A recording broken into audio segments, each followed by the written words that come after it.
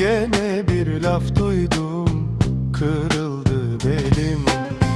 Gelenden gidene haber sorarım. Zahidem bu hafta oluyor gelin. Gelenden gidene haber sorarım.